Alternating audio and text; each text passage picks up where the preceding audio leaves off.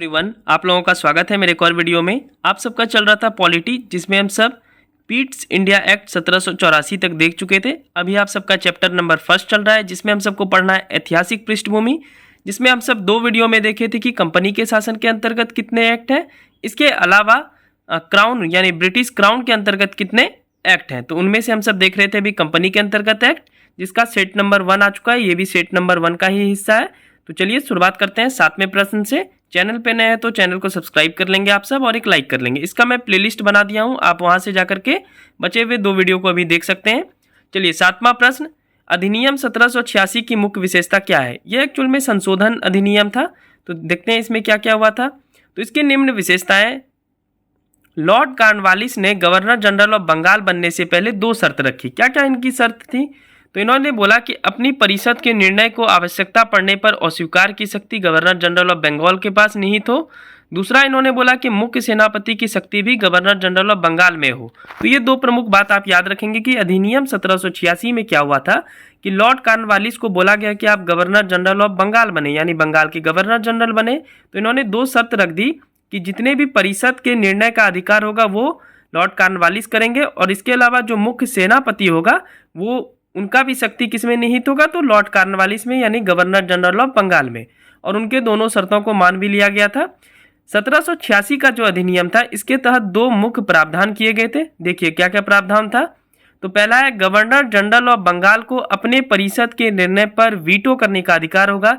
देखिए, governor general of Bengal जो Lord Cornwallis बने, तो अगर वो उनको वीटो करने का मन है, वीटो क्या होता है, तो वीटो का मन होता है रोक देना।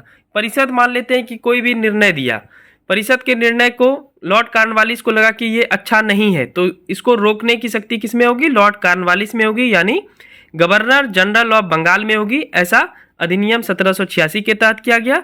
दूसरा है कि गवर्नर जनरल ऑफ बंगाल में मुख्य सेनापति की भी शक्ति दे दी गई। यानी मुख्य बात, जो लॉर्ड कॉर्नवालिस ने दो शर्त बोली थी वो दोनों को मान लिया गया, और वीटो का शक्ति भी मिल गया गवर्नर जनरल ऑफ बंगाल को, और इसके अलावा मुख्य सेनापति का भी शक्ति मिल गया गवर्नर जनरल ऑफ बंगाल को। तो ये कुछ प्रावधान थे 1786 का अधिनियम में। बढ़ते हैं 8वें क्वेश्चन की ओर। के बाद 1786 के बाद आया चार्टर अधिनियम 1793 की मुख्य विशेषता क्या है, आइए जानते हैं। चार्टर अधिनियम 1793, तो सबसे पहला काम किया गया कि पूर्वी देशों के साथ व्यापार करने के लिए ब्रिटिश ईस्ट इंडिया कंपनी के एकाधिकार को अगले 20 वर्ष के लिए बढ़ाया गया। यानी अभी तक इंग्लैंड से कोई भी company British east India company के अलावा व्यापार करने के लिए नहीं आ सकता था। अगले 20 वर्ष के लिए इसे और बढ़ा दिया गया। 1786 के अधिनियम द्वारा कॉर्नवालिस को प्राप्त वीटो की शक्ति को आगे आने वाले गवर्नर जनरल के लिए जारी रखा गया। हम सब पिछले वाले अधिनियम में क्या देखे, अधिनियम 1786 में, कि लॉर्ड कॉर्नवालिस को वीटो की शक्ति प्राप्त हुई। वीटो क्या होता है, तो परिषद द्वारा जो भी निर्णय लिया जाता है उसको रोकने की शक्ति कॉर्नवालिस में निहित कर दी गई। लेकिन जैसे ही कॉर्नवालिस रिमूव हुआ, उसके बाद भी जितने भी गवर्नर जनरल आएंगे उनके लिए भी वीटो की व्यवस्था की गई। उसके बाद क्या था कि मुख्य सेनापति पहले जो है बिना नियुक्ति के ही गवर्नर जनरल के परिषद का सदस्य हो जाता था, लेकिन अब क्या किया जाएगा, तो मुख्य सेनापति गवर्नर जनरल के परिषद में तब तक सदस्य नहीं होगा जब तक उसे नियुक्त ना किया जाए। बात समझ रहे हैं? जैसे पहले बिना नियुक्ति के वो सदस्य बन जाता था, लेकिन अब उसको नियुक्त करना पड़ेगा। उसके बाद मेन काम क्या हुआ, तो गवर्नर जनरल मुख्य सेनापति एवं गवर्नरों की नियुक्ति में सम्राट की स्वीकृति दी जाएगी। गवर्नर जनरल के मुख्य सेनापति जो है उनको तभी नियुक्त किया जाएगा जब तक सम्राट कहेगा तभी, ठीक है। सम्राट नहीं कहेगा तो वो रुक जाएगा। इसके द्वारा बोर्ड ऑफ कंट्रोल के कर्मचारी का वेतन भारतीय राजस्व से दे दी गई। देखिए कितना ज़्यादा इंग्लैंड यानी अंग्रेज तेज था कि हमारा राजस्व यानी हमारे पैसे से ही बोर्ड ऑफ कंट्रोल के सदस्य को, बोर्ड ऑफ कंट्रोल के कर्मचारी को वेतन दिया जाएगा। यानी यहाँ पे रूल करेगा, यहाँ से पैसा कमाएगा। पैसा कमाने के बाद हमारे ही राजस्व यानी हमारे भाई बंधु के राजस्व से ही क्या करेगा, बोर्ड ऑफ कंट्रोल के कर्मचारी को वेतन देगा। सोच सकते हैं क्या ये अधिनियम है। 1793 के बाद चार्टर अधिनियम 1813 आया। तो 9th नंबर है, चार्टर अधिनियम 1813 की मुख्य विशेषता क्या है। यानी देखते हैं कि चार्टर अधिनियम 1813 में क्या क्या कार्य किए गए। तो सबसे पहले देखिए, चीन और चाय के साथ व्यापार ईस्ट इंडिया कंपनी के लिए जारी रखा गया। इसके अलावा ईस्ट इंडिया कंपनी के साथ व्यापार करने के एकाधिकार को समाप्त कर दिया गया। देखिए एकाधिकार का मतलब होता है कि सिर्फ ईस्ट इंडिया कंपनी ही भारत में व्यापार कर सकती है, लेकिन अब क्या किया गया 1813 के चार्टर अधिनियम के तहत क्वेश्चन ऐसे ही आता है कि बताइए कि कौन से अधिनियम के तहत चीन और चाय के साथ ईस्ट इंडिया कंपनी के लिए व्यापार जारी रखा गया, बाकी एक अधिकार समाप्त कर दिया गया। तो आंसर क्या होगा, चार्टर अधिनियम 1813।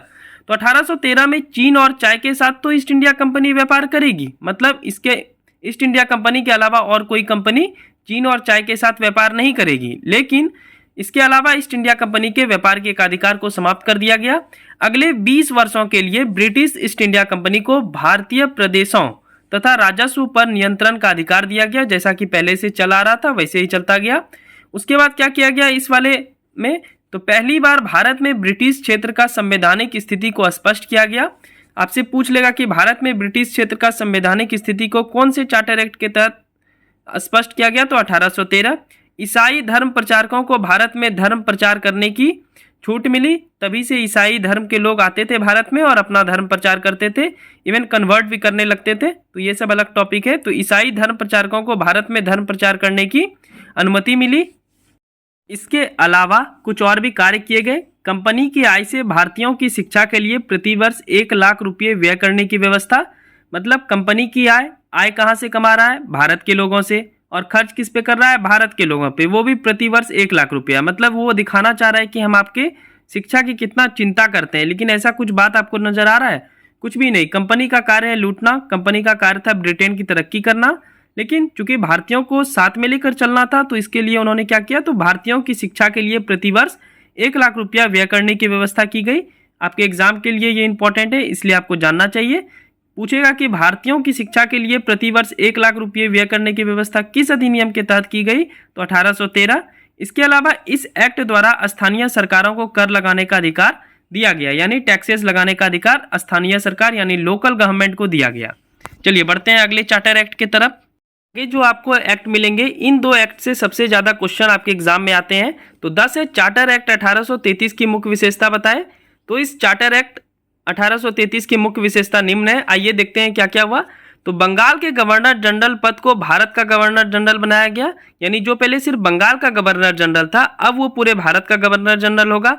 भारत के प्रथम गवर्नर जनरल कौन बने, तो लॉर्ड विलियम बेंटिंग। नाम नहीं भूलेंगे आप, लॉर्ड विलियम बेंटिंग, बहुत बार एग्जाम में आया है।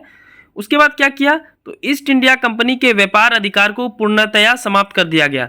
पिछले वाले चार्टर में अभी हम सब क्या पढ़े कि चाय और चीन के साथ तो व्यापार जारी रखा ईस्ट इंडिया कंपनी का, लेकिन अगले ही साल यानी 1833 में 1833 के चार्टर एक्ट में क्या किया गया, तो ईस्ट इंडिया कंपनी के व्यापारिक अधिकार को पूर्णतया समाप्त कर दिया गया। यानी अब कोई भी कंपनी भारत आकर के इंग्लैंड से व्यापार कर सकती है, सिर्फ ईस्ट इंडिया कंपनी का एकाधिकार नहीं रहेगा।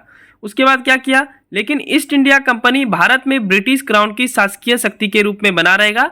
ईस्ट इंडिया कंपनी को मेनली व्यापार से हटा दिया गया और इसे एक रिप्रेजेंटेटिव के तौर पे शासकीय शक्ति के रूप में बनाया गया ब्रिटिश क्राउन का, कि ईस्ट इंडिया कंपनी मेन है ब्रिटिश क्राउन का, ठीक है। उसके बाद क्या किया गया, तो गवर्नर जनरल की परिषद में चौथे सदस्य के रूप में विधि सदस्य को शामिल किया गया।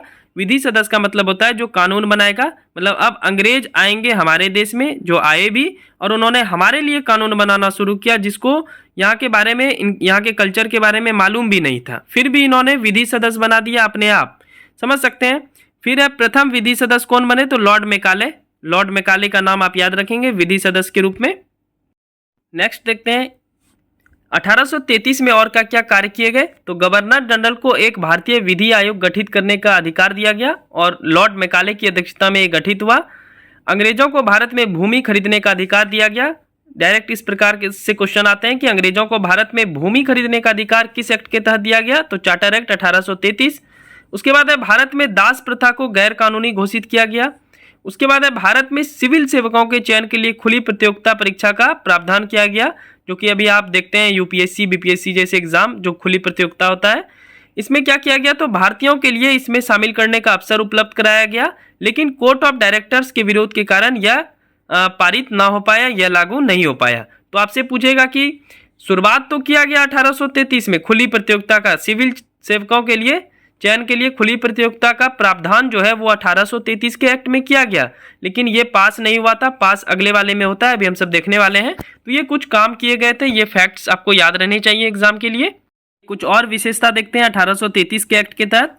विधायी प्रक्रिया को केंद्रित किया गया। केंद्रित करने का मतलब हुआ कि एक जगह स्थिर किया गया, जिसमें क्या किया गया कि मद्रास और मुंबई के गवर्नर को विधायी शक्ति से वंचित किया गया, यानी मद्रास और मुंबई के पास जो गवर्नर की शक्ति थी उसको वंचित कर दिया गया। भारत के गवर्नर जनरल को पूरे ब्रिटिश भारत के लिए विधि निर्णय लेने का अधिकार दिया गया, यानी बंगाल, मद्रास, मुंबई, ये तीनों गवर्नर जनरल और पूरे भारत में जो भी विधि बनेगा, जो भी कानून बनेगा, उसके निर्णय लेने का अधिकार किसमें निहित किया गया, तो भारत के गवर्नर जनरल में। और आप सब अभी देखिए कि भारत के पहले गवर्नर जनरल कौन थे, तो लॉर्ड विलियम बेंटिंग। इसके अंतर्गत पहले बनाए गए कानून को नियामक कानून कहा गया और नए कानून के तहत बने कानून को एक्ट या अधिनियम कहा गया, जो कि आज तक भी कहा जाता है। तो ये था 1833 का एक्ट, जो कि बहुत ही महत्वपूर्ण एक्ट था और इससे काफी प्रश्न आते हैं। अब आइए आखिरी एक्ट देखते हैं, जो कि 1857 के विद्रोह के पहले का आखिरी एक्ट क्या है, आइए देखते हैं। चलिए नेक्स्ट क्वेश्चन है 11वां प्रश्न, चार्टर एक्ट 1853 की विशेषता का वर्णन करें। इसका आंसर देखते हैं। तो चार्टर एक्ट 1853 में क्या क्या शामिल किए गए, क्या क्या किया गया, आइए देखते हैं। तो पहली बार गवर्नर जनरल की परिषद के विधायी एवं कार्यपालिका को अलग किया गया, विधायी शक्ति और कार्यपालिका की शक्ति को अलग किया गया। निदेशक मंडल यानी बोर्ड ऑफ डायरेक्टर्स के सदस्यों की संख्या 24 से घटाकर 18 कर दी गई, जिनमें से 6 सदस्यों को ब्रिटेन के राजा द्वारा मनोनीत किया जाता था। उसके बाद क्या किया, केंद्रीय विधान परिषद यानी गवर्नर जनरल का विधायी परिषद में सर्वप्रथम क्षेत्रीय प्रतिनिधित्व के सिद्धांत को प्रतिपादित किया गया। ये सारे फैक्ट आपको याद रहने चाहिए कि बोर्ड ऑफ डायरेक्टर में सदस्यों की संख्या 24 से घटाकर 18 कौन से एक्ट में किया गया, तो चार्टर एक्ट 1853। ऐसे प्रश्न पूछे जाते हैं। आइए और भी देखते हैं इसके फैक्ट। सिविल सेवकों के लिए खुली प्रतियोगिता आरंभ की गई। पिछले वाले चार्टर में आप देखे थे कि सिविल सेवकों के लिए खुली प्रतियोगिता आरंभ तो की गई थी, लेकिन वहां पे विरोध के कारण क्या किया गया, उसे लागू नहीं किया गया। लेकिन अगले ही चार्टर एक्ट में यानी 1853 के चार्टर एक्ट में सिविल सेवकों के लिए खुली प्रतियोगिता का परीक्षा का आरंभ किया गया। इसके लिए 1854 में मेकाले समिति का गठन किया। तो आपसे क्वेश्चन दो टाइप का आएगा, क्या, तो मेकाले समिति का गठन कब किया गया, 1854। और ऐसे भी पूछता है कि मेकाले समिति का गठन जो है वो किस क्षेत्र में किया गया, तो शिक्षा के क्षेत्र के लिए किया गया। ये दो टाइप के प्रश्न आते हैं इस समिति से।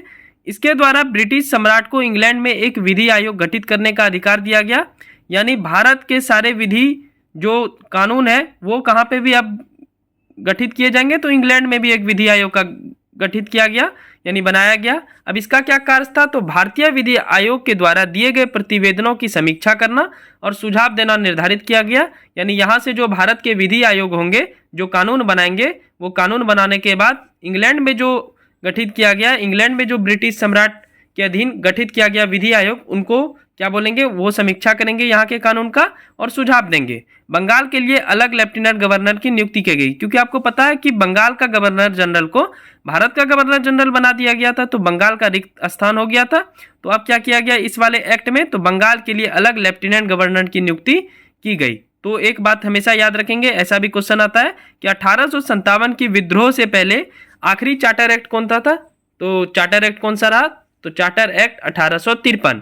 तो इस वाले वीडियो में हम सब देखें कंपनी के अधीन जितने भी एक्ट थे उसको, जो कि लगभग 2 पार्ट में आपका समाप्त हुआ। अब अगले वीडियो में हम सब देखेंगे कि क्राउन के अधीन जो जो एक्ट आए उसको कैसे पढ़ना है और उसमें क्या क्या प्रावधान किए गए।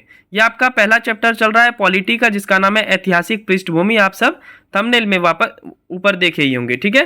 तो वीडियो अच्छी लगी हो तो चैनल को सब्सक्राइब कर लेंगे आप सब और एक लाइक कर लेंगे। इसका पीडीएफ फ्री ऑफ कॉस्ट मिलता है हमारे टेलीग्राम चैनल पे, ज्वाइन जरूर कर लें, डिस्क्रिप्शन में लिंक होगा, आप वहां से जाकर के ज्वाइन कर सकते हैं। चलिए जल्दी मिलते हैं नेक्स्ट वीडियो में, और डेली एक वीडियो में लाऊंगा, साइंस का लाऊंगा एनसीईआरटी, उसके बाद पॉलिटी का लाऊंगा और इसके अलावा जो है इकोनॉमिक्स का लाऊंगा, जो कि आप सब देख ही रहे होंगे। चलिए मिलते हैं नेक्स्ट वीडियो में, तब तक के लिए thank you so much, bye bye, take care and God bless you to all.